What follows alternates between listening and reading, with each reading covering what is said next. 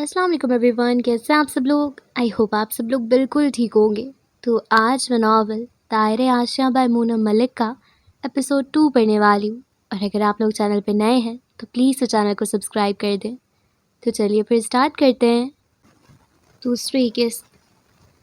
एक लहर रीढ़ की हड्डी झुनझुनाती हुई अकबी सिम से उठी, अब पूरे वजूद में सरायत कर गई।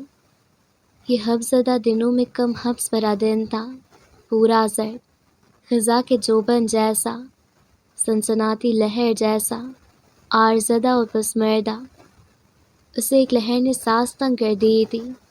दिन घुटन से लितड़े क्लासरूम में तरतीब से कुर्सियाँ रखी हुई थी, कतार दर कतार रंग बिरंगे भारी भरकम बस्तर जो कुर्सियों पर टंगे हुए थे, अब कुछ बच्चों की पुर्स से लिपटे हुए थे।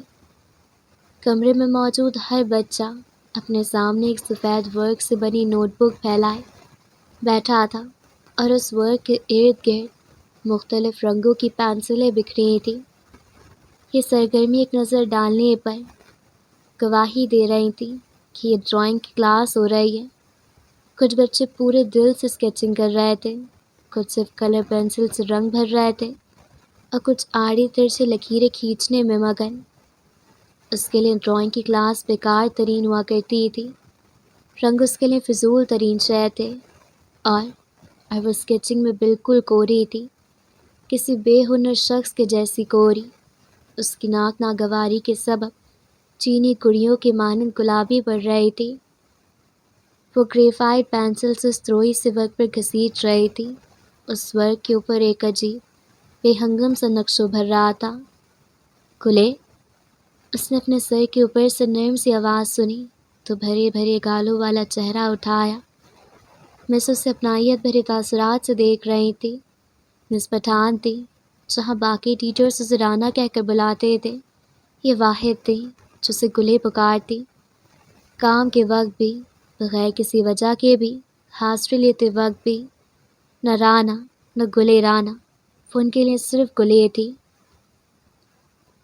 आप क्या बना रही हैं? वो मुस्कुरा कर पूछ रही थी। गुले राना ने अपने मुख्तसर से तालीमी सफ़र में कभी ऐसा नहीं किया था कि जो काम करने पर उसका दिल मायल ना हो, वो कोई उससे करवा कर दिखा सके, फिर चाहे वो सज़ा के तौर पर क्लास के बाहर खड़ी कर दी जाए या फिर क्लास में दोनों हाथ ऊंचे उठाकर। लेकिन मिस पठान में कुछ था कि वो मारे दिल के साथ भी काम करने पर मजबूर हो जाती थी।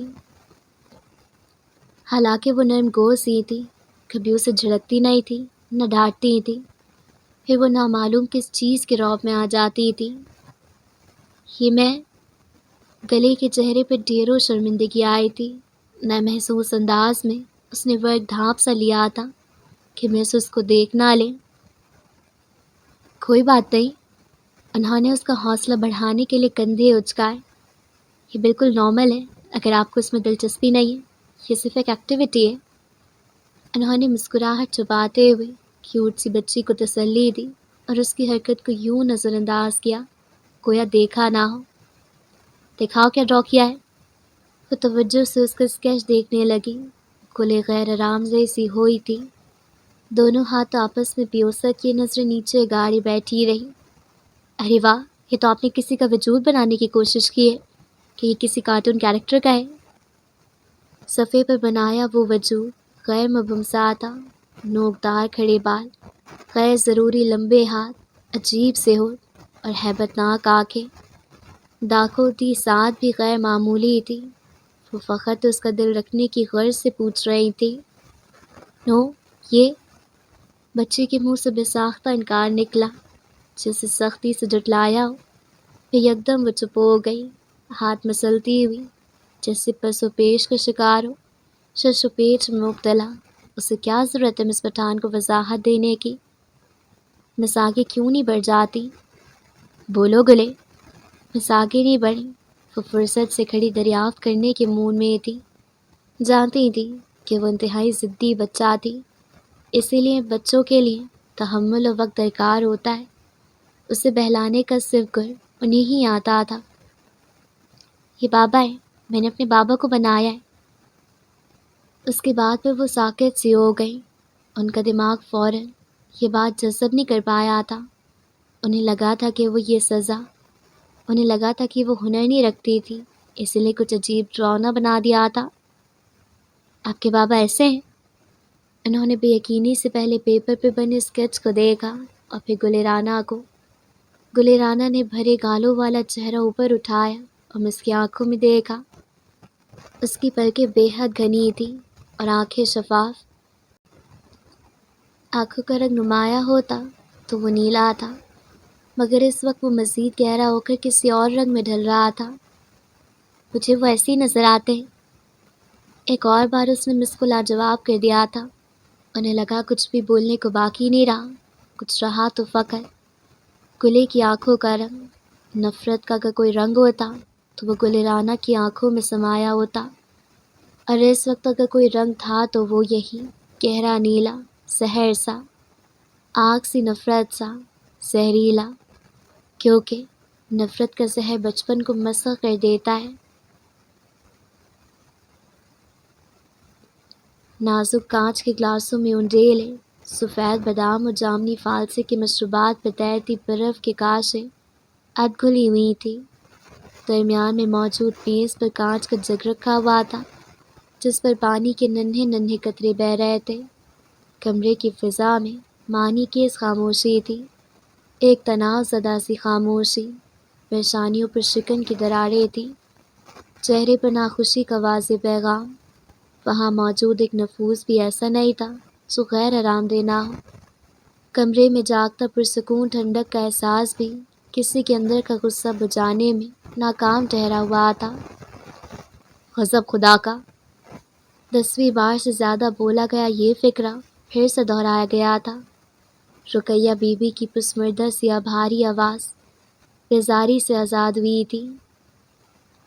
یہ تو میں گھر آ گیا اور اپنی آنکھوں سے دیکھ لیا کہ آج کل اس چار دیواری میں چل کیا رہا ہے۔ اگر ذرا دیر کر دی ہوتی تو تمہیں پھر موقع مل جاتا خود پر تماکاری کرنے کا، اور میری بے خبری اس طرح برقرار رہتی۔ ہاتھ میں پکڑے گلاس سے ایک ذائقہ دار شربت کا گھونٹ بھرتے ہوئے اس شخصیت نے یوں منہ بنایا جیسے مشروب میں کڑواہٹ گھلی ہوئی ہو۔ یہ کڑواہٹ دراصل ان کے حلق میں گھلی تھی جس پر مٹھاس اثر نہ دکھا سکی۔ یہ رقیہ بی بی کے جیٹ تھے، رعب و دبدبے والے۔ آواز کے سطور سے دل لرز جاتا تھا۔ ان کے دونوں پہلوؤں میں بیٹھے بیٹے خاموشی اختیار کیے ہوئے تھے، یہ بھی ان کے رعب کا حصہ تھا۔ کیا چل رہا ہے اس چار دیواری کے اندر؟ رقیہ بی بی نے بڑی ہمت کر کے پوچھا۔ وہ ان کی ذہنیت سے بخوبی واقف تھی، ان سب کی سوچ و ذہنیت سے۔ وہ بھی اس علاقے سے اٹھ کر شہر آئی تھی، ان کی جڑیں بھی تو وہیں تھیں۔ ان کے دماغ پتھر سے تھے اور سوچے عمروں سے پڑی پتھروں پر لکیریں۔ نہ پتھر ہل سکتے تھے نہ یہ سوچیں مٹ سکتی تھیں۔ نوجوان بچیوں کو اکیلا چھوڑ کر نکل پڑتی ہو تم ٹور پر، اور پوچھ رہی ہوں کیا چل رہا ہے۔ میں اگر نہ آتا، یہ بچیاں تو ڈھلی دوپہر تک، شام تک، اور کبھی کبھار تو رات تک بھی۔ ان کی طنزیہ بات رقیہ نے مکمل ہونے سے قبل کاٹ دی تھی۔ ان کے جیٹ کو ان کا بیچ میں بولنا ناگوار گزرا تھا، مگر ان کی ادھوری بات سے وہ کوئی نتیجہ اخذ نہ کر سکے۔ سیدھی بات کرو، مجھے شام بھی ہو جاتی ہے اور رات بھی، کبھی گھر سے نہیں نکلنا ہوتا، کبھی نکلو تو گھر کے ہزاروں کام۔ آپ تو آج آ گئے ہیں، یہ بچے تو روز میرے گھر سے نکلنے پر تنہا ہی رہتی ہیں، تب ان کا دھیان کون کرتا ہوگا؟ شکر کے کلمات بس ایک روز کے لیے کافی ہوتے ہیں کیا؟ وہ نرمی سے بول رہی تھی، ان کی رنگت گوندے آٹے جیسی سفید تھی، چہرے پر ملاحت تھی، ایک عجیب سی ملائمت۔ وہ کرخت لہجے میں نہیں بول سکتی تھی۔ ٹھٹائی کی حد! وہ بری طرح سے سلگ اٹھے اور اپنی جگہ پر تلملا اٹھے۔ تم یہ بات ہماری آنکھوں میں دیکھ کر رہی ہو؟ دیدوں کا پانی سارا کا سارا مر گیا تمہارا۔ میں جھکے سر کے ساتھ کیوں بات کروں؟ آپ میرے گھر میں ہی بیٹھے ہیں، میں ہاتھ پھیلانے نہیں آئی آپ کے پاس، نہ میں شرمندہ ہوں آپ سے۔ وہ جانتی ہی تھی ان کی باتیں ان کے جیٹ کے غیظ و غضب میں اضافے کا سبب بنتی جائیں گی، مگر بات کھل کر کرنی ضروری تھی، آج ہی ختم کرنی ضروری تھی۔ بہت خوب، گویا الٹا چور کوتوال کو ڈانٹے۔ ایک تو چوری، اوپر سے سینہ زوری۔ آپ کے بے صبر محارب میری سمجھ سے باہر ہیں. آپ نے بیٹھک کی جمانی ہے تو میں ظہیر. رقیہ ہمارے گھر کی عورتیں. نہیں بھائی صاحب. انہوں نے ان کی بات سرے سے کاٹ دی. مجھے آپ نے کبھی گھر کی عورت سمجھا نہیں، اور آپ کے گھر کی عورتیں میرا مقابلہ نہیں کر سکتی. ان کی آواز میں پہلی بار حرارت پیدا ہوئی تھی. شاید وہ آواز کب کب آئی ہو. یہ پسپسائی نہیں تھی، کسی جذبے کی شدت تھی. کمرے سے چند قدم دور کچن میں کھڑی ان دو لڑکیوں کے دل ایک ساتھ دھڑکے تھے، وجود کانپے تھے. آپی سویا روحانسی سی ہو کر کومل کے پہلو سے آ لگی. کچن میں شدید گرمی تھی، پسینہ پاؤں تک بہہ آیا تھا، مگر دھیان گرمی پر نہیں تھا، اپنی ماں پر تھا. وہ بہادر تھی مگر ان کی جان اٹکی رہتی تھی. چھپ. کومل نے اس کا بازو سہلایا. وہ بہنوں میں سب سے بڑی تھی، ماں کی بات دھیان سے سننا چاہتی تھی. آپ کے گھر کی عورتیں جب سو رہی ہوتی ہیں میں جاگتی ہوں. آپ کے گھر کی عورتیں جب بند کمروں میں بیٹھی ہوتی ہیں میں تپتی دھوپ میں روزی کر رہی ہوتی ہوں. جب بستروں پر بیٹھ کر وہ ادھر ادھر کی باتیں کرتی ہوں گی میں تب لمبی لائنوں میں لگ کر بجلی اور گیس کے بل ادا کر رہی ہوتی ہوں. اور جب سودا سلف اور اخراجات کے لیے اپنے گھر کے مردوں کو دیکھتی ہوں گی میں تب اس جوڑ توڑ میں الجھی ہوتی ہوں کہ میری بچیاں کسی ضرورت کے لیے ماں کی طرف تو نہیں دیکھ رہی. ان کے بولنے کے ساتھ ہی آواز بتدریج اونچی ہوتی چلی تھی. وہ پیٹھ پیچھے اپنے بارے میں بہت کچھ سنتی آئی تھی، رزق سے لے کر کردار تک پر اٹھتے سوال وہ تو فقط آواز ہی بلند کر رہی تھی. مجھے اپنا آشیانہ خود سنبھالنا ہے، تنکا تنکا جوڑ کر آندھی سے بچانا ہے. آپ کے گھر کی عورتیں بھلے باہر نہ نکلیں کیونکہ ان کے صاحبان ان کی سہولتوں کے لیے موجود ہیں. مجھے گھر کے باہر بیٹھ کر رکھوالی بھی کرنے پڑے، میں اس میں حق بجانے ہوں کہ ان کا سہارا صرف میں ہوں اور میرا یہ. آپ کے گھر کی عورتیں رقیہ سے زیادہ عزت دار ہیں کیونکہ میرے گھر میں کوئی مرد نہیں ہے. مجھے اپنا جینا مرنا خود دیکھنا ہے. مجھے عزت دلانے والا کوئی مرد نہیں ہے، اس لیے مجھ پر کوئی بھی کنکر مار سکتا ہے، میرے گھونسلے پر کوے چوٹ مار سکتے ہیں. ان کے چہرے پر غصے کی پرچھائی تک نمودار نہ ہوئی اور انہوں نے آئینہ ان کے سامنے رکھ دیا تھا. وہ آئینہ جس میں ہر کسی کو اپنی شکل اصلیت سمیت دکھائی دی جاتی ہے، مگر وہ کسی اور مٹی کے بنے تھے، سمجھ کر بھی انجان بے نہ گئے. میں تمہاری ساری باتیں سمجھتا ہوں، لیکن یہ مت بولو کہ یہ زندگی تمہاری اپنی منتخب کردہ ہے. اور جس پر فخر ہے میں نے اپنی اولاد کی تعلیم و تربیت پر سمجھوتا نہ کرتے ہوئے شہر چھوڑنے سے منع کر دیا، جس پر کوئی پچھتاوا نہیں ہے.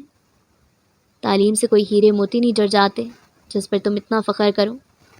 یہ آپ کہہ رہے ہیں؟ ان کے چہرے پر تمسکر بھر گیا تھا. انہوں نے ناگواری سے دیکھا. دونوں بیٹے غیر آرامدہ حالت میں مبتلا ہوئے. دیکھو رقیہ بھابھی، اپنے اصلی دبنگ لہجے میں انہوں نے ہاتھ اٹھا کر انہیں مزید کلام سے منع کر دیا. سیدھی اور صاف بات کرو کہ مجھے اس دروازے پر اور کتنی دفعہ آنا پڑے گا. ان کے چہرے پر گہرا اطمینان قدم جما رہا تھا. یہ آپ کے بھائیوں بھتیجیوں کا گھر ہے، یہ دروازے ہمیشہ آپ کے لیے کھلے ہیں. وہ ایک سمجھدار عورت تھی. ایک شاطر دماغ مرد سے ٹھنڈے انداز میں نمٹنا ان کی فطرت کا حصہ تھا. مجھے آگ بچانے والی بات مت کرو. وہ مروب بغیر بغیر بولے. کم از کم یہ عورت انہیں متاثر کبھی نہیں کر سکتی تھی. میں اپنے دونوں بیٹوں کے رشتے کی بات کر رہا ہوں، پرا اور کومل سے. مجھے یہ دونوں رشتے آج بھی منظور نہیں ہیں جس طرح اول دن سے نہیں تھے. لگی لپٹی میں رکھے بغیر انہوں نے ان تین مردوں کے منہ پر پرشگاف الفاظ میں وہ انکار مار دیا تھا جسے وہ تینوں سننے کی نہ ہمت رکھتے تھے نہ چاہت. کمرے میں گہرا سکوت چھا گیا تھا. اس سکوت نے کچن کی دیوار سے لگ کر کھڑی کومل اور زویا کے دل پر ہیبت ناک دہشت طاری کر دی تھی. ان کی ماں تنہا تھی، وہ کب تک مقابلہ کر سکتی تھی؟ جنگیں تنہا لڑی جائیں تو شکست کا خدشہ تو چند ہو جاتا ہے، بس پائی حل نظر نہیں آنے لگتا ہے. پھرا کہاں رہ گئی ہو تم؟ بیگم کوٹ کی گلیاں کوچے بارش کے پھوار میں بھیگتے جا رہے تھے. صبح سویرے ہوئی رم جم اب بوچھاڑ میں بدل رہی تھی. بارش کے شفاف قطرے آسمان سے اڑتے زمین کی مٹی میں جم ہو رہے تھے. یہ شفاف بوندیں زمین سے ٹکرا کر ہمیشہ کے لیے فنا ہو جاتی تھیں، مگر وہ پیاسی مٹی کو سیراب کر جاتی۔ ماریا چوکھٹ پر کھڑی بارش دھرتی کے اس تعلق پر سوچتی رہ گئی۔ باورچی خانے میں ناشتے کی خوشبو پھیلی ہوئی تھی اور بعد فرش میں پڑی میز پہ ناشتہ رکھ کے رغبت سے پراٹھے کھا رہا تھا۔ ماریا نے اپنا ہاتھ باہر نکالا اور ہتھیلی پر پانی کی بوندیں جمع کرنے لگی۔ ٹپ ٹپ ٹپ، ایک ایک بوند آ کر روز کی مانند بیٹھنے لگی تھی۔ اسے خوبصورت سا احساس ہوا، ننھی بوندوں نے جیسے اس کے ہاتھوں کا بوسہ لیا۔ محسورکن سی ہلچل محسوس ہوئی۔ ایک گہرا سانس کھینچ کر اس نے برکھا کی خوشی کو اپنے اندر اتارا تھا۔ بارش کا یہ شفاف پانی لڑیوں کی طرح گرتا ہوا اتنا حسین بھی لگ سکتا ہے۔ اس نے پہلی بار اپنے خیالات کا اظہار آواز بلند کر کے کیا تھا۔ اسے بارش کبھی اچھی نہیں لگی تھی، موسم اسے محبوب نہیں رہے تھے، یہ شاید اس نے کبھی اس حسن کو محسوس ہی نہیں کیا تھا، کبھی کسی چیز کے بارے میں رائے قائم ہی نہیں کی تھی۔ زندگی میں اسے کبھی اتنی اہمیت دی بھی تو نہیں گئی تھی کہ اس سے کوئی رائے مانگی جائے۔ اس کی تو اپنے بارے میں بھی کوئی رائے نہیں تھی، کسی اور چیز کے بارے میں تو بہت دور کی بات ہے۔ اسے ہمیشہ انہی رویوں کا سامنا رہا تھا کہ وہ دنیا کے بارے میں کچھ بھی نہیں جانتی، اس کی کیا ہی سوچ ہوگی، اس کا کیا ہی نظریہ ہوگا، ان سب کے درمیان موجود ہو کر بھی نظر نہیں آتی تھی۔ ابا نے کبھی اسے درخور اتنا نہ سمجھا تھا، پھر تایا اور ان کے بچوں کے لیے وہ کیوں توجہ کے قابل ہوتی۔ وہ بہت چھوٹی سی تھی جب اس کی ماں طلاق لے کر چلی گئی تھی، اسے تو ماں کا لمس تک یاد نہ تھا، شفقت تو اسے باپ کی بھی میسر نہ رہی تھی، بھلے وہ ان کی آنکھوں کے سامنے رہی مگر یتیم و یسیر ہی رہی۔ اسی نے ہوش سنبھالا تو قدم قدم پر ماں کے حوالے سے تانے سنے، وہ تانے اس کے ذات سے بھی جوڑے جاتے تھے۔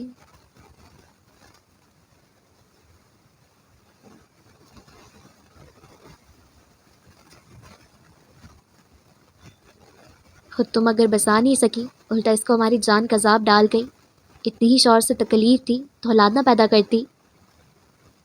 وہ ہضم نہ کر پائی تھی مگر چپ چاپ سن لیا کرتی تھی۔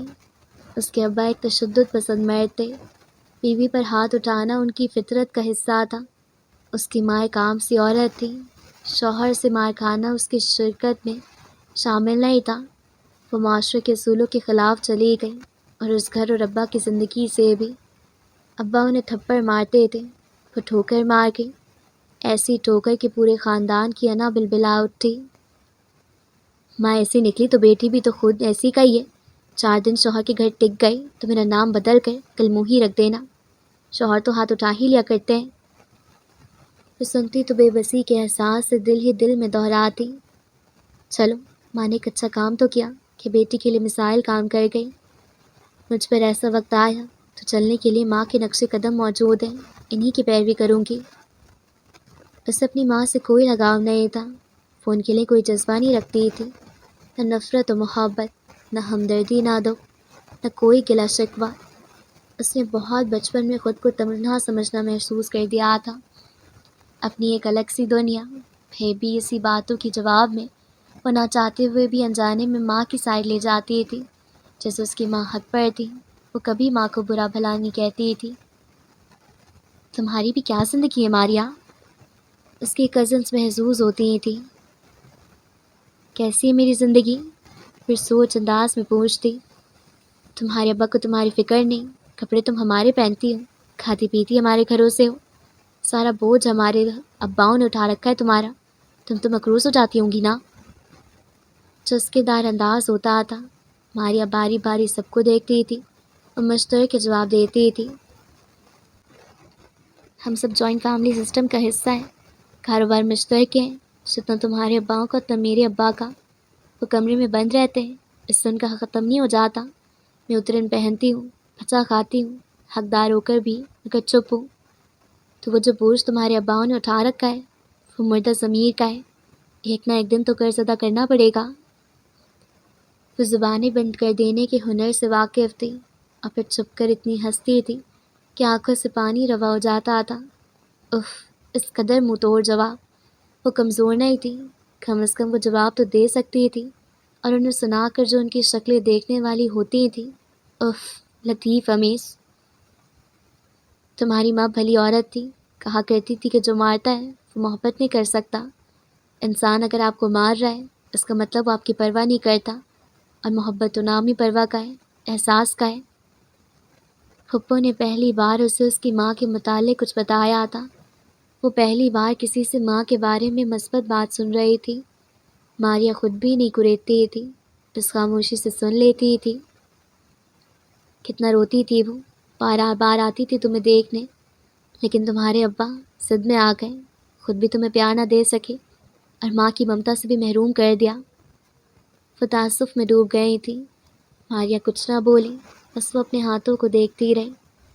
شاید اس کے لیے پھپھو کے دل میں خاص نرم گوشہ تھا، اسی وجہ سے اپنی بھائی کی زیادتیوں سے وہ واقف تھی اور اس کا احساس بھی رکھتی تھی۔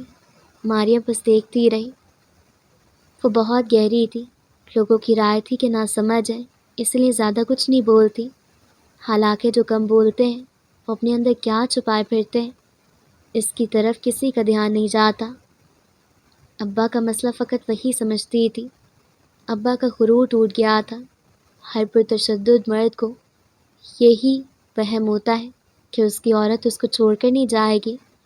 پہلی بار وہ اس کا ہاتھ نہیں روکتی تو اس کا گمان پختہ ہو جاتا ہے، پھر جس پل وہ عورت اس کو دھتکار دے اس پل اس مرد کی ساری مردانگی وہیں دری کی دری رہ جاتی ہے۔ ابا کی بھی مردانگی منہ چھپائے کسی کونے میں جا سوئی تھی۔ جب ماں نے خلا کا مطالبہ کر دیا، انہوں نے دوبارہ کسی چیز میں دلچسپی لینا چھوڑ دیا تھا، جیسے وہ ان کی ساری طاقتیں چھوڑ کر چلی گئی ہو۔ بے یقینی اندھا خلا ہے، اور یہ خلا انسان کو آدھی موت دکھاتا ہے۔ برکھا کی بھی ایک خوشبو ہوتی ہے جو میں نے آج تک کبھی محسوس نہیں کی۔ تمام احساسات شاید تحفظ سے مشروط ہوتے ہیں۔ وہ کسی بچے کی طرح خوش ہو گئی تھی۔ اسے پہلی بار کوئی جگہ گھر لگ رہی تھی، اور انسان بہت اپنے اسے مضبوط تحفظ میں اس طرح گیا تھا۔ یہ کس نے کہا ہے آپ سے؟ عبید نے ایک آئیبرو اٹھا کر سوالیہ نگاہوں سے چہکتی ماریا کو دیکھا۔ میں نے خود سوچا ہے۔ اوہ ہو، آپ سوچ بھی لیتی ہیں؟ اب ہمیں ترقی کرنے سے کوئی نہیں روک سکتا۔ عبید نے نوالا چبا کر فوراً اسے چھپا کر چائے کا کپ لبوں سے لگا لیا تھا۔ ماریا گھورنے والے انداز میں اسے دیکھنے لگی۔ میرا مذاق اڑانے سے پہلے ان پراٹھوں کا سوچ لو، یہ میں نے بنا کر دیے کہ تم چاہتے ہو یہ آخری بار ہو۔ ماریا، عبید نے مصنوعی حیرت سے پکارا۔ آنکھیں پھیل گئیں۔ ممی، اس نے آواز دی۔ آپ کے ہونے والی بہو نے 2 نوالے کیا کھلا دیے؟ پہلے ہی دن گنوا رہی ہے۔ اس نے سچ مچ ایک لمبی تان لگائی تھی۔ عبید، ماریا بوکھلا کر چلائی۔ اس کا ہاتھ تیزی سے بیلن پہ گیا تھا۔ کیا؟ بیچارہ اکلوتا دیور گھریلو تشدد کا شکار؟ اس کی آنکھوں میں صدمہ ابھرا، غمگین صورت، البتہ زبان فراٹے سے بریکنگ نیوز شیئر کر رہی تھی۔ اف، ماریا شرمندگی کے مارے کانوں کی لوئیں سر پڑ گئیں۔ وہ پل بھر میں پہلی پھٹک پڑ گئی تھی۔ ارے، عبید کا چلتا منہ رک گیا۔ کیا ہوا؟ ابھی سے ہار مان لی؟ یعنی بڑی کچی کھلاڑی ہیں آپ اس میدان کی۔ مجال ہے جو اسے ذرہ برابر اثر ہوا ہو، بے شرموں کی طرح کہہ کے لگا رہا تھا۔ پھپھو کو بیچ میں لانے کی کیا ضرورت ہے؟ خفت سے اس کی آواز بے دم تھی۔ انہوں نے سن لیا تو کیا سوچیں گی؟ تو تھپڑ لگائیں گی مجھے، آپ تو چہیتی ہیں ان کی۔ وہ مزے سے چائے کی چسکیاں لینے لگا۔ ایک طرف آپ، دوسری طرف اسد بھائی، دونوں سے اتنی محبت کرتی ہیں کہ آپ کو گھر ہی لے آئیں۔ یعنی بڑا بیٹا منگیتر کو گھر میں چلتا پھرتا دیکھے اور خوشی سے نہال ہو، بھتیجی دل ہی دل میں سپنے سجائے، اور ایک میں، مجھے تو سیڑھیوں سے اٹھایا تھا۔ وہ برستی بارش میں اداس بیٹھی بلبل بن گیا، جسے ماریا کی خوش نصیبی پر راہیں بھر رہا ہو۔ ماریا دل کھول کر ہنستی تو وہ گلنار ہو گئی تھی۔ گھر کا چھوٹا بیٹا ہی ہمیشہ پرتاب رہتا ہے۔ وہ دکھی نظر آنے کی کوشش کر رہا تھا کہ اس کی ماریا پر نظر گئی جو سابقہ حالت میں تھی۔ صدر شرمائے مت، میرے سامنے مشرقی لڑکی بننے کی خاص ضرورت نہیں ہے۔ دل کھول کر کچھ بھی بول دیجیے، آخر اس گھر میں ہم ہی ہیں جن سے آپ کا दोहरा रिश्ता है, देवर का भी और नंद का भी। मस्करापन उस पर ख़त्म था। मारिया की हंसी छूट गई थी। ये तो ढंग से मशरक़ी लड़की का किरदार भी नहीं निभाने देता था। मैं तुम्हारी तरह बेशर्म नहीं हुई, बात हर बात बोलने वाली नहीं होती। उसे याद आया कि वो उससे बड़ी है, डांट कर रौब झाड़ सकती है। मेरी तरह आपको भी दुख तो लाहक नहीं। उसने एक सिसकी भरी। मारिया की भूल थी कि वो बाज आ जाएगा। काश मम्मी ने मेरा भी कुछ सोचा होता।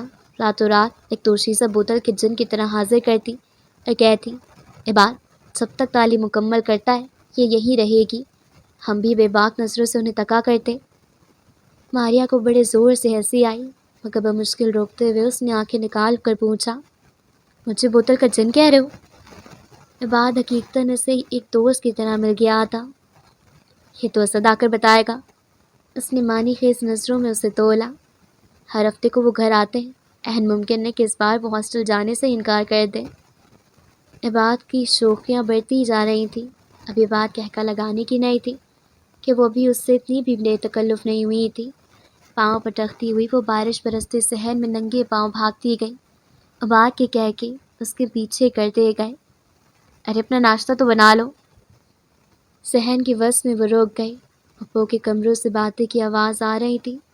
उसने बारिश में रुककर सुना कि बूंदों के सांस में उसके दिल की धक धक हर सरगम पर भारी हो रही थी। फ़कत एक दिन के फासले पर असद की आमद मुतवक्को थी। महज गिनती के कुछ घंटे बाद वो उसे देखने वाला था। और उसे तो असद के नए नक्श भी याद ना आते। शक्ल सूरत, कोई आदत, अदा, कोई ह्योला, कुछ उसके जहन में न उभरता था कि वो वाकई किसी अनजान शख्स की चाहत बन सकती थी। उसने एकदम दोनों हाथ बारिश में फैला दिए और चेहरा आसमान की समत ऊंचा कर दिया। बारिश की खुशबू यकदम तेज़, बहुत तेज़ हो गई थी।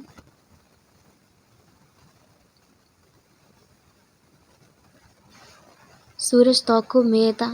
आसमान के दलांग फैलांग था। रोशन दरीचों से झांकता तेज़ी से उनके हमरा सफ़र कर रहा था। जहाँ पर वो क़याम के लिए रखते, सूरज भी मरकज़ क़याम बना लेता। फरीश सूरज की शरारत से अक्सा बेनियाज बग़ैर समय का हिसाब रखे आइसक्रीम खाने में मगन थी। गाड़ी एक जगह रोकी हुई थी। अफ़ाइक के हाथ में आइसक्रीम का कप था। वो उसने थाम रखा था और फरीश अपने रौदात सुनाते हुए साथ साथ चमचे से खा रही थी। मैंने लाहौर में घर देखना शुरू कर दिया है। वो चुप हुई तो फ़ाइक ने एक नई इत्तला दी। वो अहम बातें हमेशा उसे सामने बिठा कर करता था। फरीशे को खुशगवार हैरत हुई। रियली? बस तुम्हारे पास भी तो चंद माह है। अभी अभी तलाश शुरू ना करता तो फिर कब करता? मेरा यहाँ कैसे कर? वो झट अनजान बन गई और उसके हाथ में पकड़े कप से आइसक्रीम लेने लगी। ये फरीशे की आइसक्रीम थी। क्यों, तुमने स्कूल ऑफ अकाउंटेंसी के ख्वाब देखना छोड़ दिए हैं? उसने भवें उठाते हुए छेड़ा। उसके जुनून से वाकिफ़ था। अच्छा मजाक था। वो हंसी। लेकिन तुम्हें क्यों लगता है मैं तुम्हारे घर आकर रहूँगी?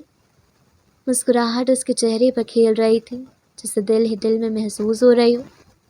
मेरे नहीं, अपने घर, फ़ाइक ने कहा और गाड़ी स्टार्ट कर दी। फरीशे को एकदम होश आया था।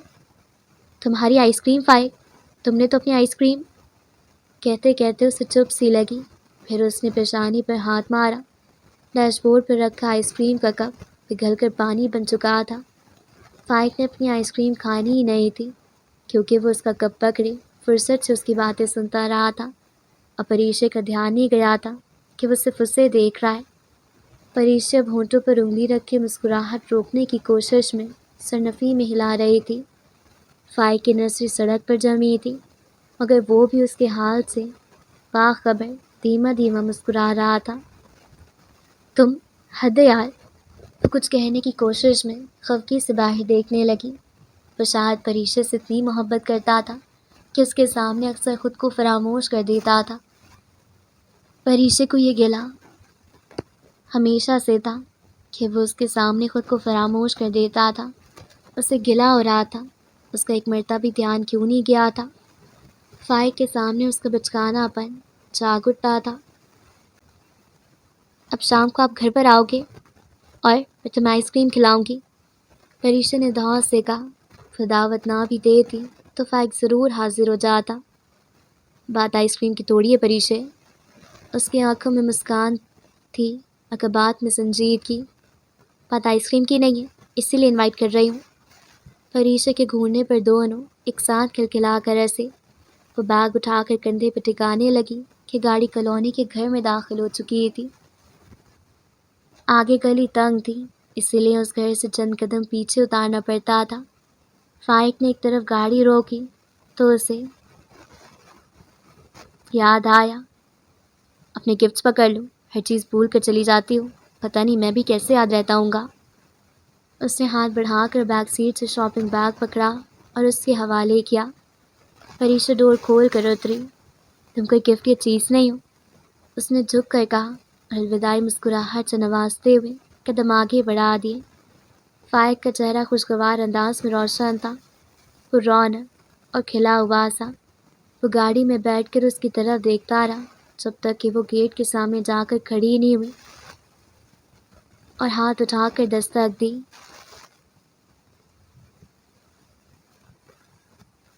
سنسان دوپہر، لبوں پر کفل ڈالے بوسیدہ سینوں پر پڑی، بل کھا رہی تھی۔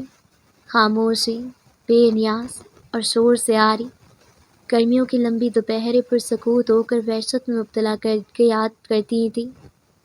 اس کی روح میں چین نے بسیرا کبھی کیا ہی نہیں تھا، اسی لیے اس کے لیے ارد گرد ہلچل ہونا سانس لینے جیسا ضروری تھا۔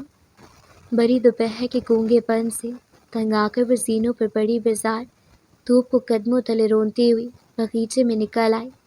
دھوپ کڑک تھی لیکن درختوں میں ارتاش اور مہوتے کے جاگے ہونے کا خماس تھا۔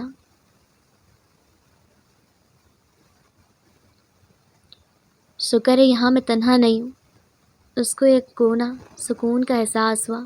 اس نے ہلتے درختوں کو دیکھ کر ایک طمانینت بھری سانس اپنے اندر اتاری۔ اگرچہ تم بھی اس گھر کے مکینوں کی طرح دوپہر کو سو جاتے تو مجھے خود پر اینٹ پتھر سے بنی کسی صورت کا گمان ہوتا۔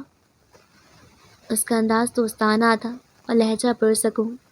اس نے ایک لمبے درخت سے مخاطب ہوتے شانے اچکائے۔ اور دیکھو تمہارے مکین، وہ کہتے ہوئے جھولے پر بیٹھ کر جھولنے لگی۔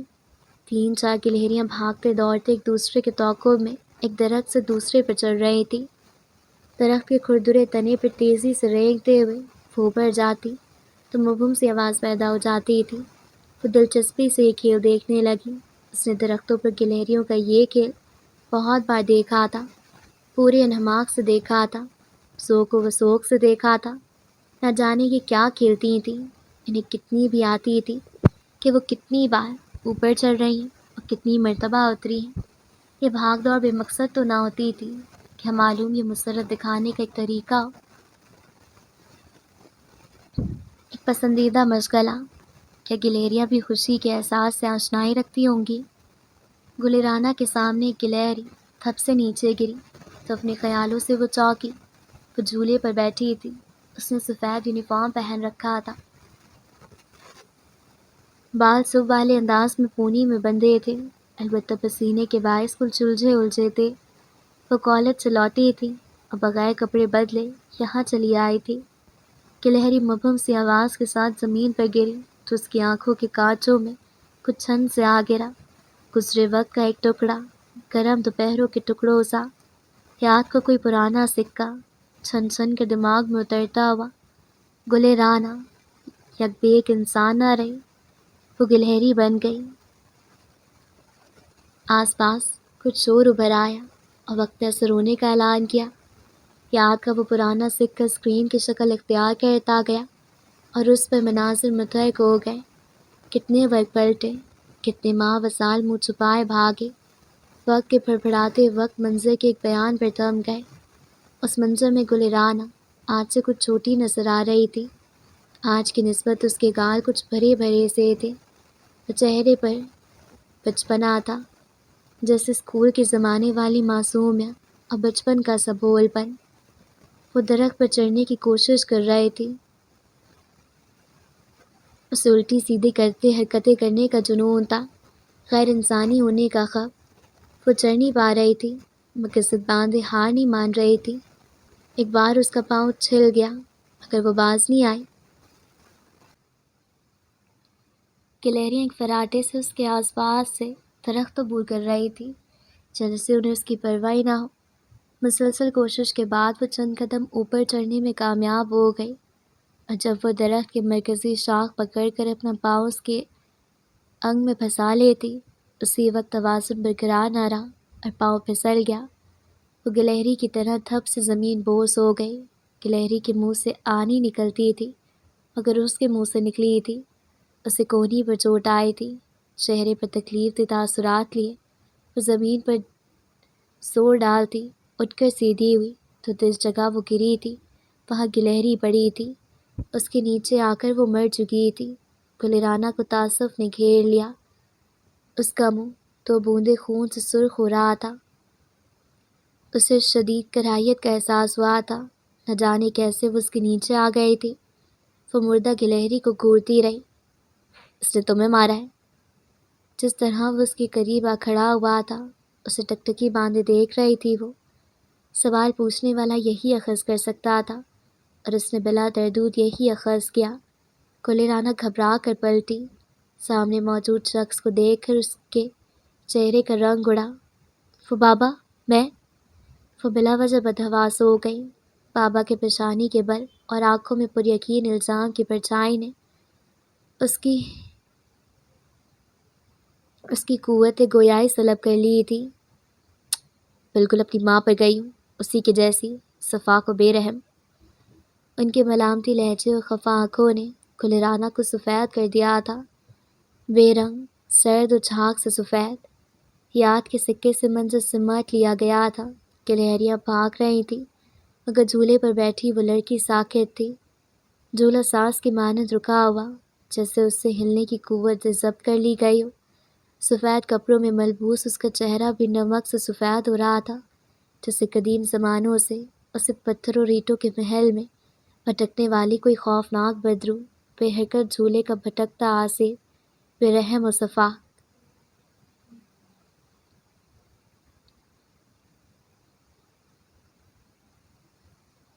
صحرا افق کی نیل کو صورت پر حاوی نہ ہو پایا، اور فجر کی نرم ساعتوں میں باو تبسم سکون فسو بکھر رہا تھا۔ آروپ کے اس گھر میں زندگی بیدار ہو چکی تھی۔ نانا ابو اور ناشوما سرگی ویلا جاگی ناشوماؤں سے اس سمے تک آدھے کام نپٹا چکی ہوتی تھی۔ ناشوما جو کرما سے پہلے اماں عائشہ تھی، اور پھر عائشہ ماں، اور پھر عاشو ماں، لیکن اکرما کے منہ سے نکلے اس لقب کے بعد ان کی ہر پہچان اسی خطاب میں سمٹ گئی۔ وہ کرما کے ساتھ پوری بستوں کی ناشوما تھی۔ وہ ڈھلتی عمر کے جھریوں بھرے چہرے والی نرم دل عورت تھی کہ جن کا چہرہ وقت کی دھول میں سانولا گیا تھا، مگر اکرما کے لیے وہ چہرہ بے ماں مانند مہتاب تھا کہ جس پر بوسہ لیے بغیر اس کی روح کی تسکین ممکن نہ تھی۔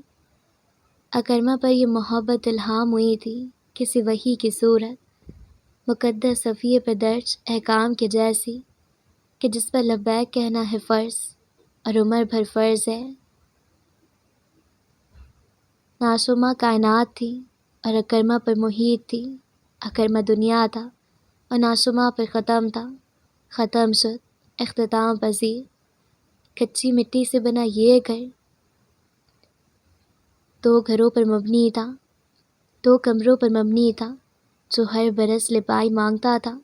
تیسرا کمرہ جانوروں کا تھا۔ چار دیواری میں ناشوما کے ہاتھ سے بنا مٹی کا چولہا اور تندور تھا، اور بہت سارے بقائن، شیری اور ٹاہلی کے درخت تھے، اور ایک نلکا تھا، اور باقی بیٹ اور باقی میٹھی رسیلی کھجوروں کے دراز کا تو قامت پیڑ۔ اس گھر میں چیزیں نہ ہونے کے برابر تھیں جو عائشہ بی بی کے ہاتھ سے بنائی نہ گئی ہوں، اگائی نہ گئی ہوں۔ اکرما کے بعد انہیں بکریوں سے محبت تھی۔ وہ ان کے صحن میں چار چار ٹہلتی پھرتی تھیں۔ انہیں سفید گائیں عزیز تھیں کیونکہ اس کا گرم دودھ اکرما کے لیے صحت افزا تھا۔ اس گھر کو قائم کرنے میں انہوں نے مٹی کا ایک ایک ذرہ سینچا تھا۔ تو سرگی ویلے جاگی ناشوما کا صحن پرندوں کے سریلے گیتوں سے بھر جاتا تھا۔ جب سفید صحرا بھی افق کے نیل کو وجود کو ڈھانپ نہ پایا ہوتا، ان کے درختوں کے پرندے اپنی بولیوں سے ارد گرد کی ٹولیوں کو بھی یہی پر سمیٹ لیتے۔ صحن میں بچھی چارپائی پھر نرم اور رنگین تکیے بسر رکھے گہری نیند میں کمکرما۔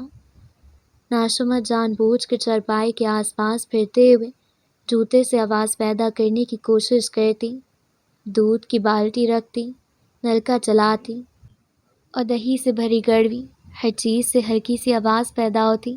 یہ آواز ایک ساز ہوتا تھا، مانو ایک الارم، اکرما کو وقت بتانے کا، اسے جگانے کا اشارہ دینے کا۔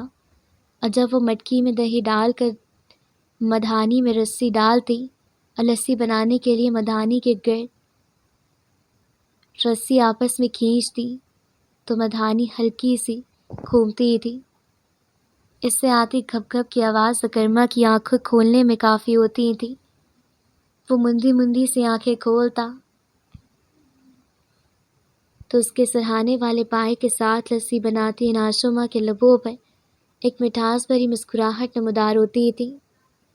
اکرما میرا سونا کاکا، ہو گئی پوری نیند پترا، چل شاباش قاعدہ پڑھنے کا وقت ہے۔ ان کے لاڈ بھرے انداز میں پکارنے پر اکرما منہ اٹھا کر بیٹھ جاتا اور بار بار آنکھیں مسلتا۔ نیچے اتر کر جوتے پہنو، شاباش میرا بچہ۔ وہ حکم ماننے والے انداز میں پاؤں نیچے لٹکاتا اور ناشوما کے ہاتھوں رکھے جوتی میں ترتیب سے دونوں پاؤں اڑس لیتا۔ سب سے پہلے سے اچھی کلی کر لو 3 دفعہ۔ اکرما نلکے سے 3 بار کلی کرتا تھا۔ منہ نہ دھونا، میں آ کر دھلواتی ہوں۔ ناشوما کے ساتھ ساتھ جاری ہدایت، اکرما کی فرما برداری، علامات، نہ ایک حرکت آگے نہ ایک حرکت کم، گویا مکمل تربیت یافتہ بچہ تھا۔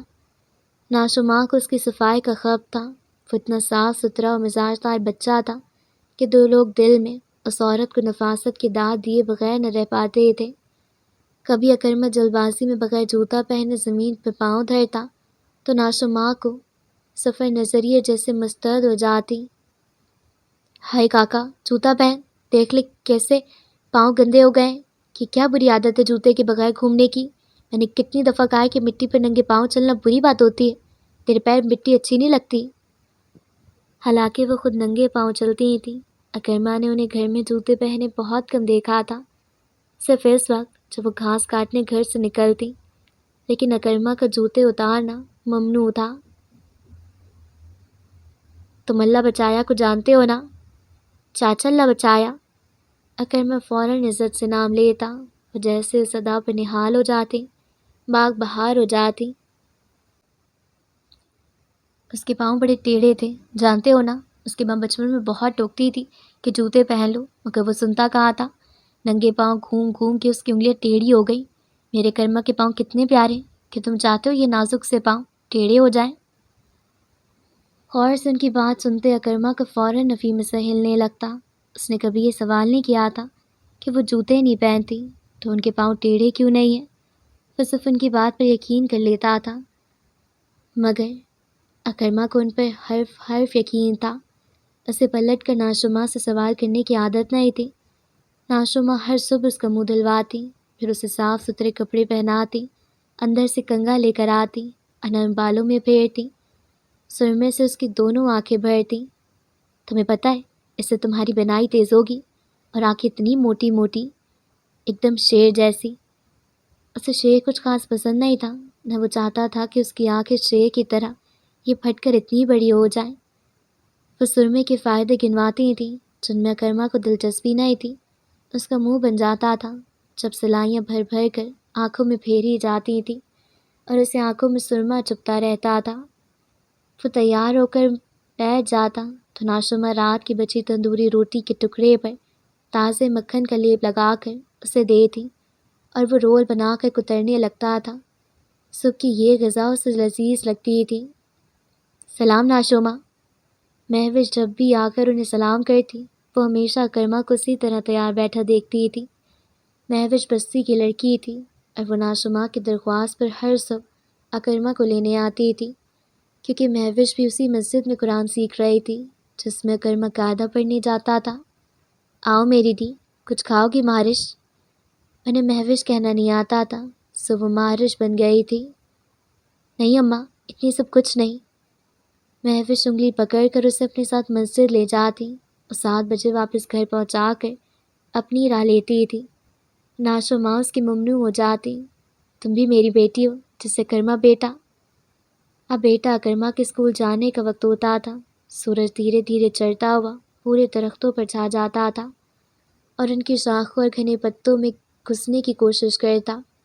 وہ کرما کو یونیفارم پہناتی، کنگھا کرتی، تبت کریم لگاتی، دیسی گھی میں بنی چوری کا ٹفن اس کے ہمراہ کرتی، پینسلیں اور قلم تراش کے، تمام کتابیں ایک ترتیب سے اور کاپیاں پوری گن کے تختی پر سیدھی لائنیں لگا کر اسے دیتی کہ اسکول میں ہر روز تختی لکھوانا ضروری امر تھا۔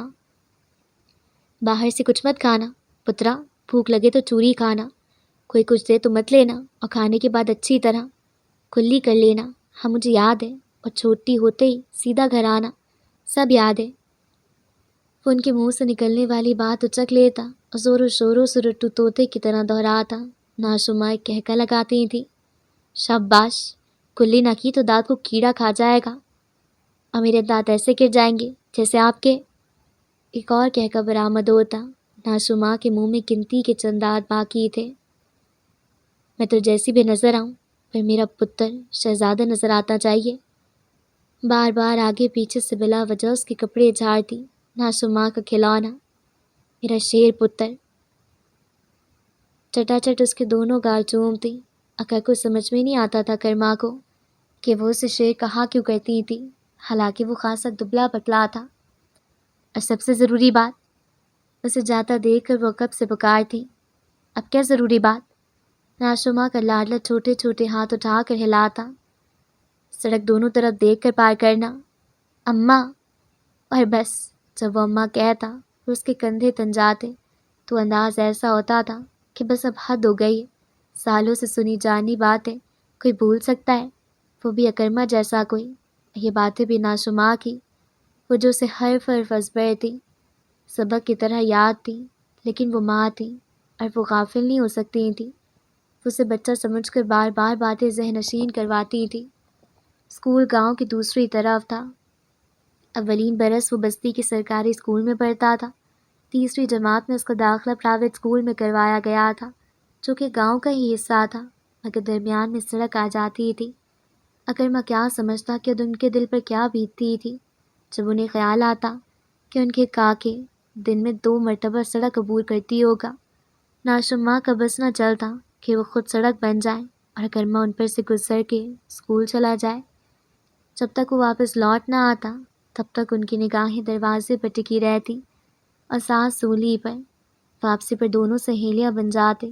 اکرما نے سارا دن اسکول میں کیا کیا، اس نے کیا پڑھا، تفریح میں کون سا کھیل کھیلا، استادوں نے کیا کہا، سڑک پر کیا ہوا، پگڈنڈی پر کون ملا، کس نے ناشما کو سلام کہا، وہ ساری باتیں پٹر پٹر بتاتا جاتا۔ ناشما دلچسپی سے اسے سنتی رہتی اور اس کی سیاہی سے تختی پر لکھی الفاظ دھوتی جاتی۔ سب سے پہلا کام وہ اگلے دن کے لیے تختی پر نئی مٹی کا لیپ لگا کر اسے سکھانے کا کرتی تھی کہ دھوپ چلی نہ جائے۔ آپ کو پتہ ہے آج میں نے لالچی کتا پڑھا۔ لالچی کتا؟ ناشما رک کر پوچھتی، یہ کیسے سبق ہوا؟ ہوتا ہے نا، اب تو بہت آسان لگتا ہے۔ تمہاری کتابوں میں کتے کا کیا کام اکرما؟ پریشان ہو جاتی کہ کہیں کچھ غلط تو نہیں پڑھایا جا رہا۔ یہ کہانی اماں، لالچی کتے کے منہ میں گوشت کا ٹکڑا ہوتا ہے، وہ ندی سے گزرتا ہے تو ٹکڑا اس کے منہ سے گر جاتا ہے۔ اتنی مشکل باتیں پڑھنا تجھے آتی ہیں شیر؟ وہ پریشان حیران ہو جاتی، سرگردہ ان کا اکرما اتنا قابل تھا، اس قدر ذہین، اتنا فتین۔ ہاں تم بتاؤ کیوں گر جاتا ہے؟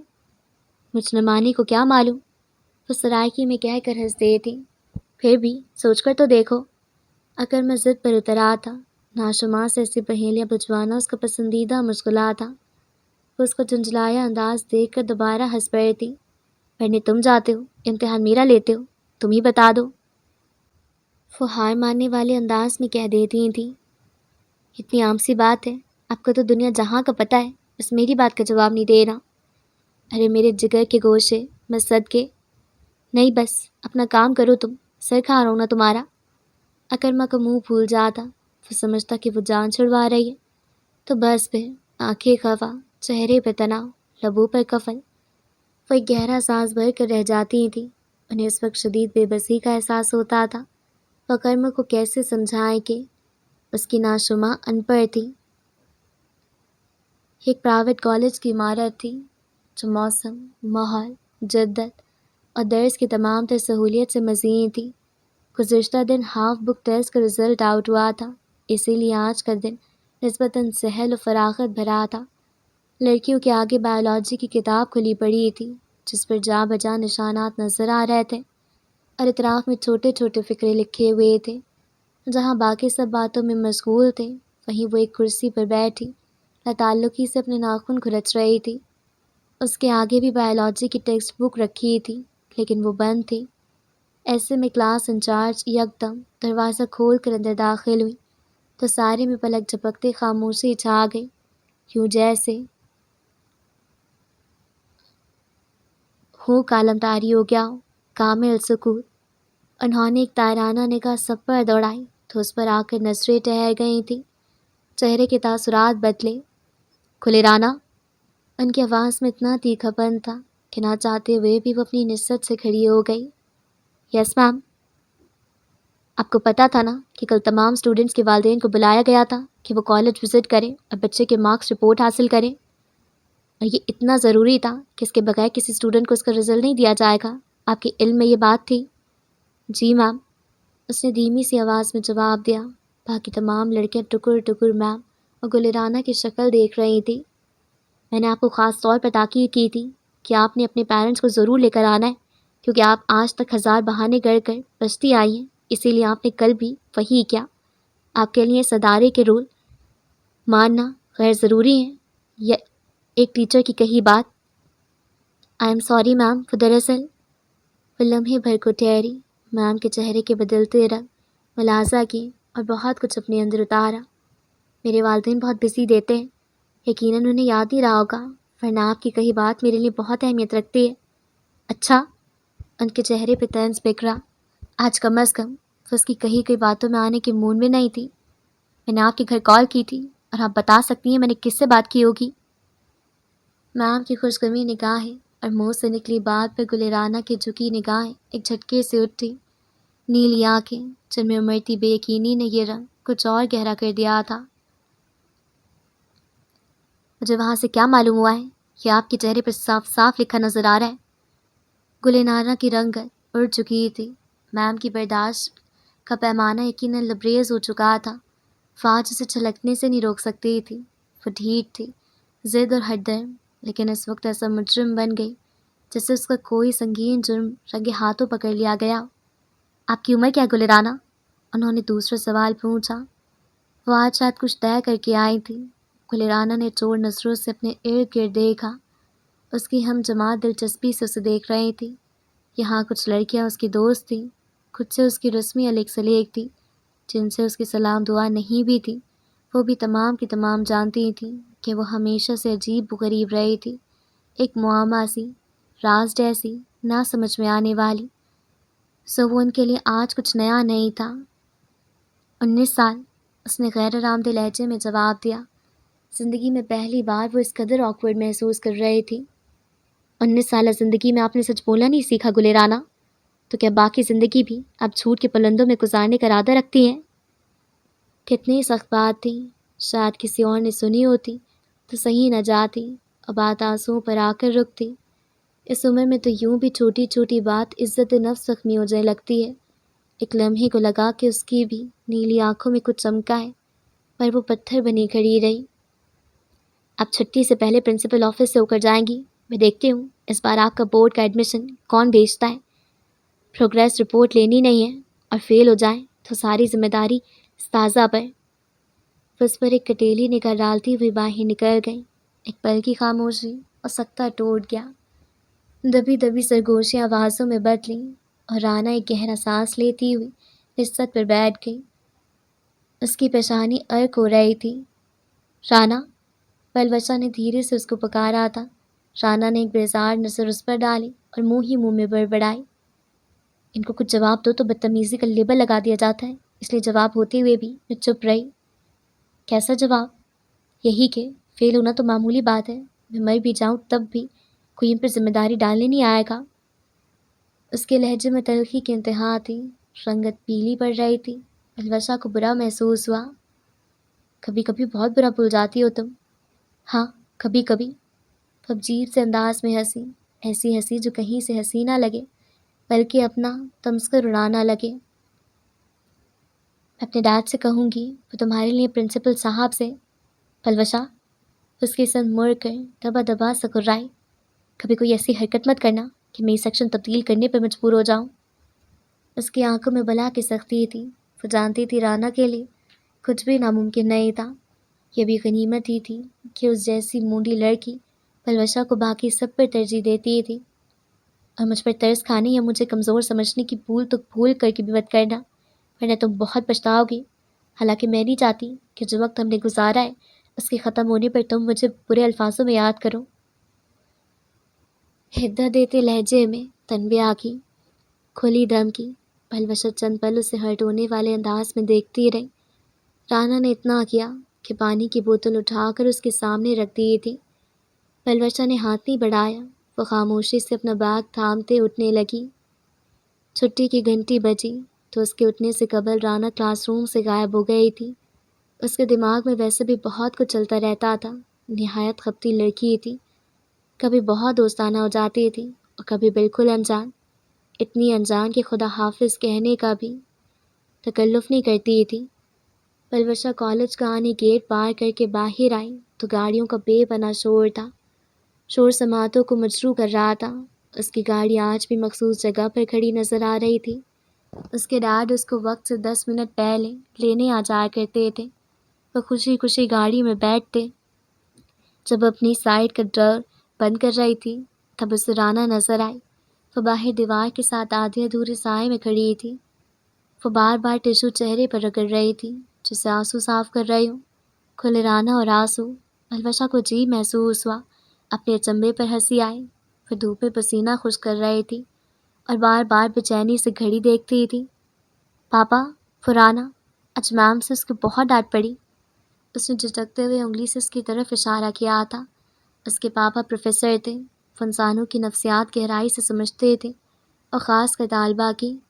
پلوشا کو نہ جانے رانا میں ایسی کیا کشش نظر آتی تھی کہ وہ اسے نظر انداز نہیں کر پاتی تھی۔ پروفیسر صاحب اس بات میں سر ہلاتے ہوئے گاڑی سے اتر گئے۔ ٹریفک کا شور، گاڑیوں کا دھکا، گاڑیوں کا دھواں، سڑک کی دھول اور دھوپ کی تمازن، موسم و ماحول کی سختیاں اس لڑکی کو بے خبر کیے ہوئے تھیں۔ رانا، آئے میں آپ کو ڈراپ کر دوں؟ اس کے قریب پہنچ کر انہوں نے سن گلاسز اتارے تھے۔ رانا چونک گئی۔ آپ؟ پل بھر کو جیسے وہ فریز ہو گئی۔ اس تصادم سے وہ ہمیشہ بچنے کی کوشش کرتی تھی، اس شخص کو سامنے پا کر جیسے وہ مقام بھول گئی کہ کہاں کھڑی ہے۔ مجھے آپ کے ساتھ نہیں جانا؟ وہ کس قدر رکھائی و جنابیت سے بولی تھی، سچ چکر کہ پلوشا اس منظر نامے کا حصہ نہیں تھی، ورنہ اسے شوق لگتا کہ کوئی اس کے ڈیڈ اس لہجے میں کیسے بات کر سکتا ہے۔ اب تک ناراض ہو مجھ سے کہ میری غلطی اتنی بڑی تھی؟ پروفیسر کی آنکھوں میں نرمی، لہجے میں محبت اور لفظوں میں شکوہ تھا۔ رانا نے شدت سے مٹھیاں بھینچی تھیں۔ مجھے نہیں سمجھ میں آ رہا آپ کیا کہہ رہے ہیں؟ میری وین؟ بات مکمل کیے بغیر وہ سرعت سے قدم بڑھانے لگی کہ پروفیسر نے اس کا راستہ روکا۔ ٹھہرو۔ وہ شاید جانتے تھے کہ وہ اس سے بھاگ رہی ہے، اسی لیے لہجے کچھ تہکمیا ہوا تھا۔ چلی جانا، میں نہیں روک رہا، لیکن ایک بات ہے کہ گلاسز پر پھونک مار کر انہوں نے اپنے سینے پر رگڑے اور آنکھوں پر لگایا۔ میں آج بھی تمہارے فون کال کا منتظر ہوں، اور اس وقت کا بھی جب تم نے بنا دقت لوگ و جگہ کی پرواہ کیے بغیر مجھے فون کیا کرتی تھی۔ تمہاری کچھ فرمائشیں آج بھی تمہارے لوٹانے کے انتظار میں ہیں۔ ایک نظر اس پر ڈالتے ہی انہوں نے 2 قدم پیچھے لیے اور پلٹ کر اس سے دور جانے لگے۔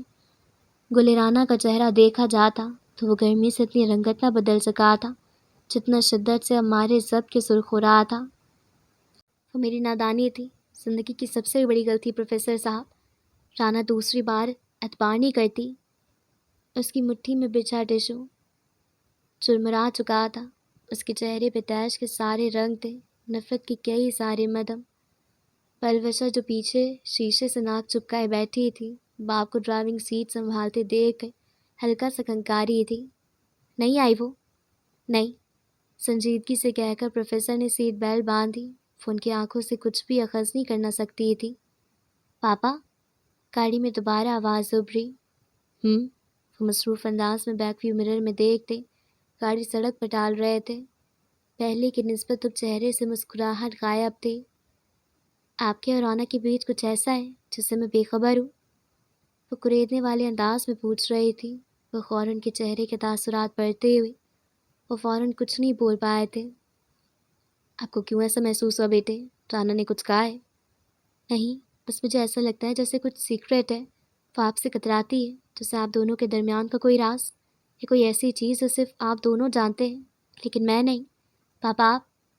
ایسا کچھ نہیں ہے پلوشا، تجسس اچھی چیز نہیں ہے، اپنے آپ کو ان بیکار خیالوں کے حوالے مت کرو، اور آپ رانا کو بھی خریدنے کی کوشش مت کرنا۔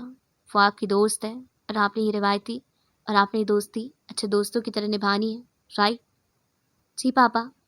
پلوشا نے ان کی سنجیدہ اور دو ٹوک بات پلکوں کو جنبش دیے بغیر سنی تھی۔ چند پل انہیں دیکھتی رہی، پھر وہ جسم کو ڈھیلا چھوڑے سیٹ سے سیٹ ٹکائے کر بیٹھ گئی۔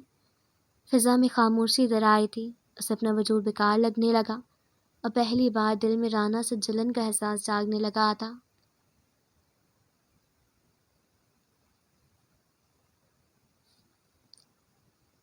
کمرے میں ایک بوجھل خاموشی طاری تھی، جیسے ایک رونوت بھری آواز نے توڑا۔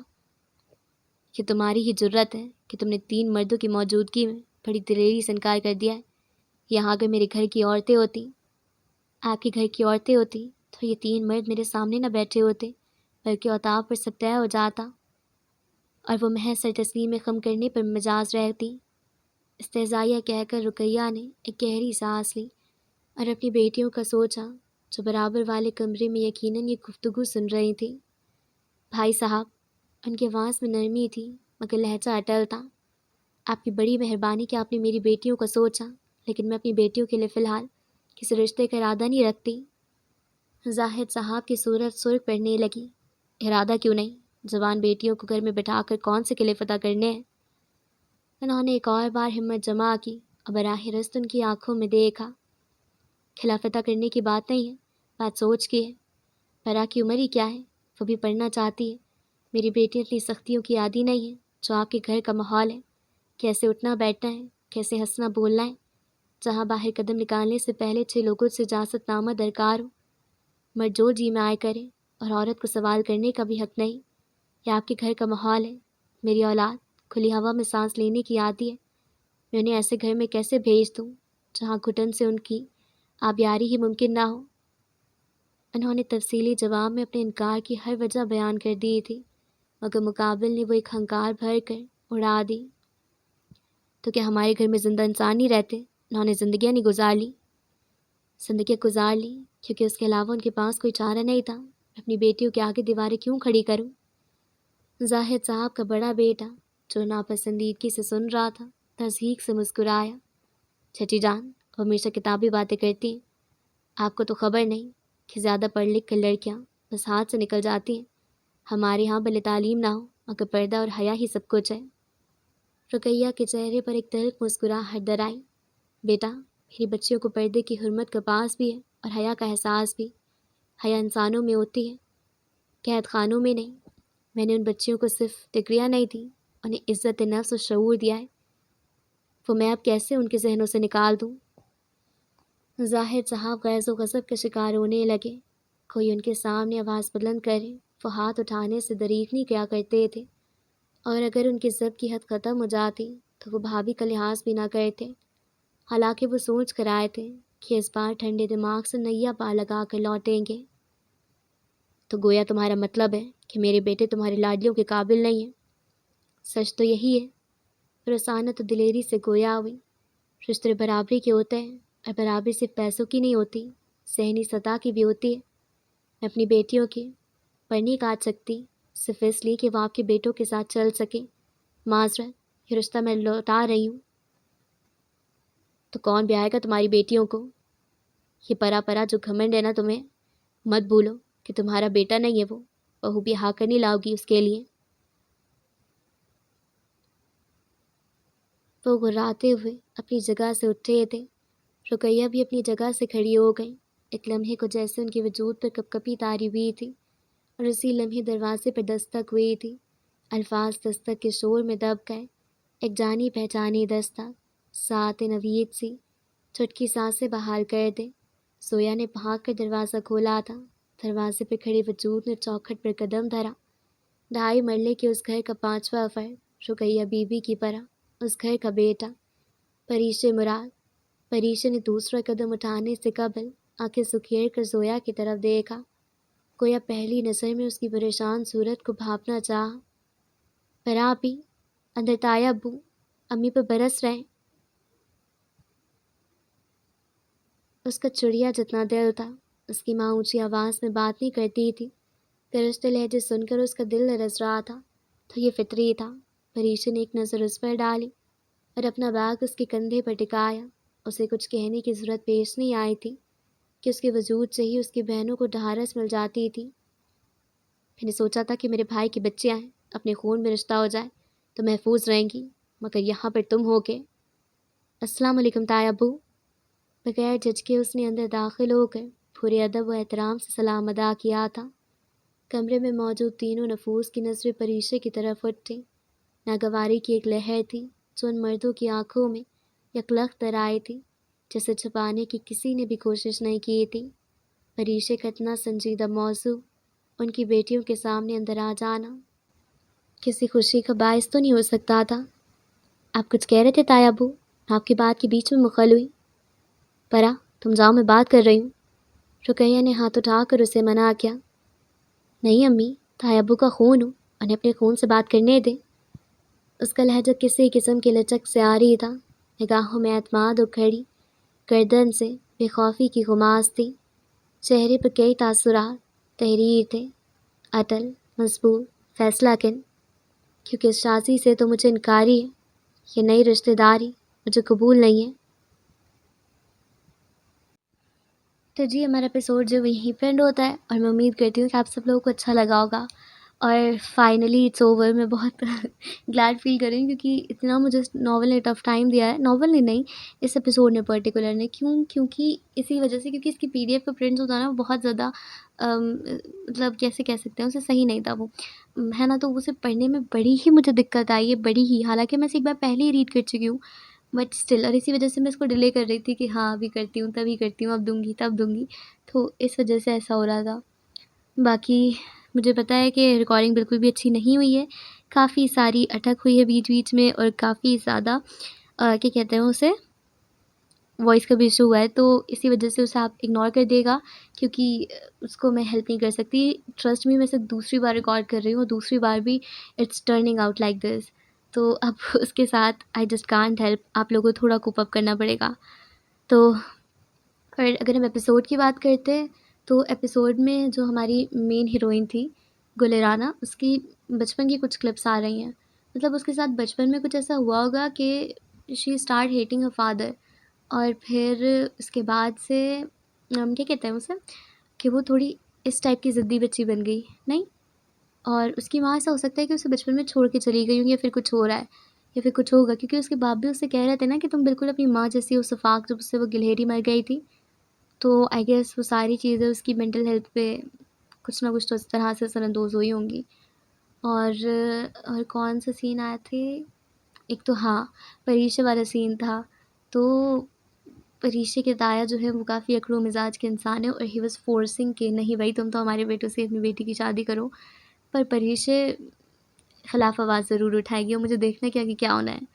اور دوسرا سین کس کا آیا تھا، ہاں اچھا، فائق اور پریشے کا ریلیشن کیا ہے، مجھے ایک یہ چیز بھی جاننی ہے، کہ مطلب جیسے کہ وہ دوست ہیں وہ تو صحیح ہے، مگر اس کے علاوہ بھی ان کا کچھ نہ کچھ مجھے لگتا ہے کہ وہ شاید کزن ہو، اس کی خالہ کا ماموں کا بیٹا ہو، شاید کچھ ایسا ہو، کیونکہ مطلب کافی زیادہ فیملیرٹی لگ رہی ہے نا، کہ وہ اس سے کہتی ہے کہ تم گھر پہ آنا، وہ کہتا ہے کہ ٹھیک ہے، اور وہ وہ ہوتا بھی ہے نا والا لائن کہ وہ نہ بھی کہتی تو وہ گھر پہ ضرور آتا، تو سم تھنگ کہ کچھ ریلیٹڈ ہیں وہ دونوں۔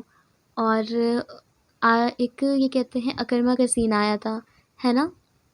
اور اکرما کے سین کی مجھے اب تک سمجھ نہیں آئی ہے کہ مطلب اکرما کی اسٹوری کس طرح سے ریلیٹ کرے گی، یہ چیز ہے۔ اور کون سا تھا؟ اچھا ہاں، اگر آپ لوگوں کو یاد ہو تو پہلے ایپیسوڈ میں ایک کیا کہتے ہیں اسے، ایک انکل تھے جن کی ایک وائف تھی، یا پھر آئی ایم کو ریلیٹنگ ٹو ناولس، مجھے نہیں پتا۔ تو وہ ناول کی کہانی کس کی تھی جس میں وہ کون سا ہوتا ہے، وہ ابتحال کی تو نہیں تھی۔ اچھا ابتحال میں نے جو ہے نا وہ ڈسکنٹینیو کر دیا کیونکہ رائٹر نے جو ہے، میں نے ان سے بات کی تھی اور انہوں نے مجھ سے بولا تھا کہ جو ہے وہ جو جہاں پہ پبلش ہو رہا ہے وہ ایک ڈائجسٹ بیسڈ ناول ہے، تو وہ الاؤ نہیں کرتے کہ ایسے آپ یوٹیوب پہ اسے اپلوڈ کریں، تو پھر میں نے وہ پہلا ایپیسوڈ بھی ہائڈ کر دیا تھا، اگر آپ نے وہ سنا ہوگا تو پتا ہوگا۔ مگر ایک اسٹوری میرے دماغ میں بڑی آ رہی ہے، یہ کہ کچھ ایسا سین تھا کہ وہاں پہ ایک انکل ہوتے ہیں، ان کی ایک وائف ہوتی ہے جو کہ ان سے ڈیورس لینا چاہتی ہے کیونکہ وہ شادی کسی اور سے کرنا چاہتی ہے، رائٹ؟ اور ان کا ایک چھوٹا سا بیٹا یا بیٹی بھی ہوتی ہے۔ اور والا سین یہ آیا تھا جب وہ پاسٹ میں ان کے دماغ میں فلیش بیک آئی تھی کہ وہ اپنی ماں سے سارٹ آف باغ ٹائپ جو ہوتا ہے ان کی ماں کا بنا ہوا، وہاں پہ کھڑے ہو کے اس گارڈن میں بات کر رہے ہوتے ہیں کہ میں اسے شادی نہیں کروں گا، میری لائف ہے اور یہ سب کچھ۔ اور ان کی ماں کہتی ہیں کہ بیٹا وہ میں اپنی خالہ کو کیا، میں اپنی بہن کو کیا جواب دوں گی، اینڈ سارٹ آف تھنگس، ہے نا؟ تو وہ یہ اس ناول کا تھا یا پھر وہ ابتحال ناول کا تھا؟ اب مجھے بتائیے گا کمنٹس میں ضرور کہ اگر آپ کو یاد ہو تو اس بات کا، کیونکہ میں بالکل بھول چکی ہوں یہ بات۔ تو چلیے پھر اسی کے ساتھ اب میں ناول کو یہیں پہ اینڈ کرتی ہوں، ناٹ ناول کو، ویڈیو کو یہیں پہ اینڈ کرتی ہوں۔ اور اگر آپ لوگ چینل پہ نئے ہیں تو پلیز چینل کو سبسکرائب کیجیے گا تاکہ ہم 1 کے سبسکرائبر کو جلدی سے ہٹ کر سکیں۔ میں جلدی سے کہنے والی تھی، اینی ویز۔ تو اسی کے ساتھ مجھے اجازت دیں، اللہ حافظ۔